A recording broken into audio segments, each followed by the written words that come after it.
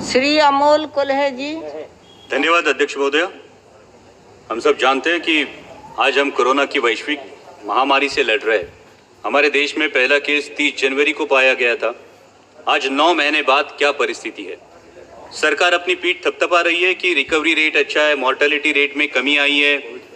इसके लिए मैं सरकार का अभिनंदन करता हूं, लेकिन इन आंकड़ों के पीछे छुपकर हम इस सच्चाई से मुंह नहीं मोड़ सकते कि आज तक कोरोना की बीमारी की वजह से 90,000 देशवासियों ने अपनी जानें गंवाई है। 90,000 डेथ्स, और इसमें इनडायरेक्ट डेथ जैसे लॉकडाउन की वजह से सड़क पर चलते हुए माइग्रेंट लेबर्स की मौतें, कारोबार चौपट होने की वजह से परिवारों ने की हुई सामुदायिक खुदकुशियां, ऐसी मौतें शामिल नहीं है। और इसलिए आज ये देश की जनता सरकार से जवाब मांग रही है कि जब कोरोना अपने देश में हाथ पैर फैला रहा था, तब आप अमेरिकी राष्ट्राध्यक्ष के स्वागत में मशगूल थे। जब देश की सेहत संभालने के प्रयास जरूरी थे, तब आप राज्यों की सरकारें गिराने के प्रयास में लगे हुए थे, और इसका खामियाजा आज देश के हर आदमी को भुगतना पड़ रहा है। अगर दूरदृष्टि दिखाते हुए आपने उसी वक्त हर इंटरनेशनल ट्रैवलर का RT-PCR टेस्ट कराया होता, तो आज ये नौबत नहीं आती। और फिर आपने सरप्राइज इवेंट की तरह लॉकडाउन देश पर थोप दिया। लॉकडाउन लगाते वक्त ये नहीं सोचा कि इसे फेज्ड आउट मैनर में भी लॉकडाउन किया जा सकता है। ये नहीं सोचा कि मार्च के महीने में कोरोना का स्प्रेड सिर्फ शहरी इलाकों में था, ग्रामीण इलाकों में नहीं। और नहीं आपने लोगों को तैयारी करने का अवसर दिया, थोप दिया देशव्यापी लॉकडाउन।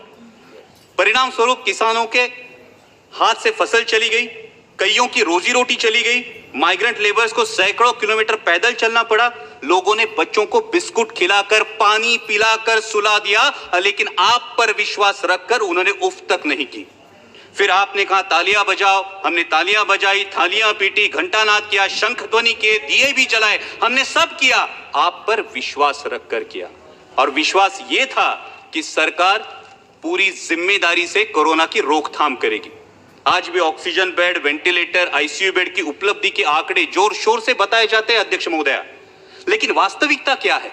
आज देश के आम आदमी को हॉस्पिटल में बेड पाने के लिए, ऑक्सीजन बेड, वेंटिलेटर उपलब्ध कराने के लिए दर दर की ठोकरें खानी पड़ती है। कई अभागी देशवासी ऐसे हैं कि जिन्हें रास्ते पर दम तोड़ना पड़ा है।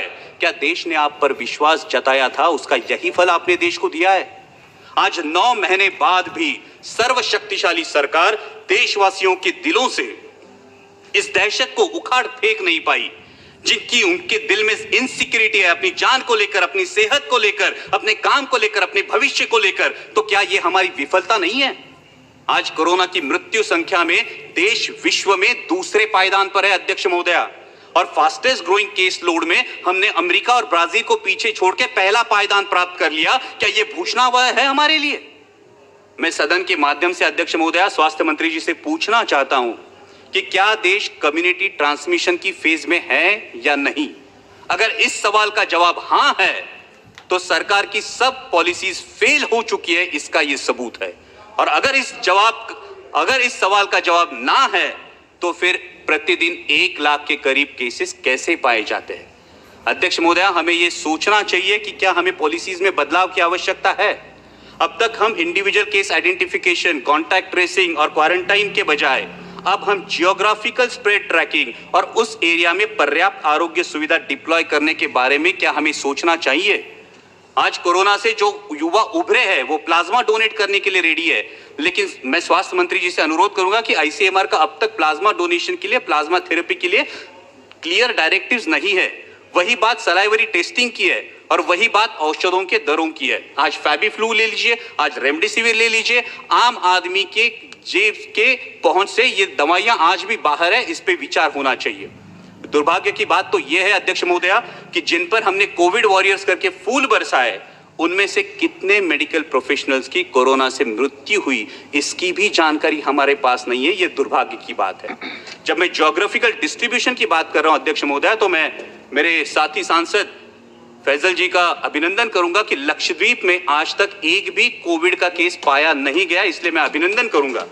लेकिन उसी के साथ जब हम ज्योग्राफिकल डिस्ट्रीब्यूशन की बात करते हैं, तो कोविड से सबसे बाधित राज्य मेरा राज्य है महाराष्ट्र। आज महाराष्ट्र में 22% केसेस है और 37% डेथ्स है। अध्यक्ष महोदय, मैंने अभी शुरू किया है, अभी मैं करेक्टिव मेजर्स पे आ रहा हूं। अध्यक्ष महोदय 2 मिनट दीजिए, 5 मिनट। सिर्फ 2 मिनट दीजिए। और जैसा सांसद अरविंद जी सावंत ने कहा, उस प्रकार से महाराष्ट्र सरकार पूरी तरीके से कोशिश कर रही है, आदरणीय शरद पवार जी के मार्गदर्शन में कर रही है।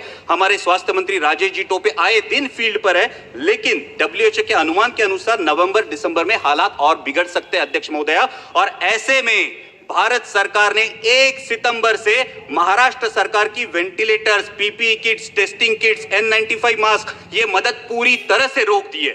हमारे मराठी में कहावत है अध्यक्ष महोदया, आई जेऊ घाली ना आणि बाप भीक मागू देना। ऐसा बर्ताव केंद्र की सरकार महाराष्ट्र सरकार से साथ कर रही है। क्या महाराष्ट्र के रहवासी देशवासी नहीं है? क्या महाराष्ट्र के रहवासियों के प्रति केंद्र सरकार का कोई उत्तरदायित्व नहीं है? मैं इस सदन के माध्यम से मांग करता हूं कि अविलंब महाराष्ट्र सरकार को टेस्टिंग किट्स और अदर कंज्यूमेबल्स की मदद मुहैया की जाए और उसी के साथ अनइंटरप्टेड ऑक्सीजन सप्लाई के लिए महाराष्ट्र में ऑक्सीजन मैन्युफैक्चरिंग मेगा यूनिट के निर्माण के बारे में सोचा जाए। अध्यक्ष महोदय, जब हम कोविड की लड़ाई में रिसोर्सेज की बात करते हैं, उतना ही अहम है स्किल्ड मैन पावर। जैसे कि आरोग्य मंत्री, मैडम ये बहुत अहम मुद्दा है, देश के लिए बहुत अहम मुद्दा है कि जैसा कि आरोग्य मंत्री जी ने बताया, कोरोना का वैक्सीन आने में कुछ समय लगेगा। मालूम। तो इसके लिए हमें सिर्फ 2 मुद्दे, इसके लिए हमें स्किल्ड मैन पावर की जरूरत पड़ने वाली है और इसीलिए जो नेशनल हेल्थ मिशन के रेट्स है, उन रेट्स में आसानी से स्किल्ड मैन पावर उपलब्ध नहीं हो सकती। इसलिए नेशनल हेल्थ मिशन के रेट्स को रिवाइज किया जाए ताकि और ज्यादा स्किल्ड मैन पावर इस कोरोना की लड़ाई में इन्फ्यूज की जा सके और उसी के साथ बहुत बहुत धन्यवाद एमसीआई के माध्यम से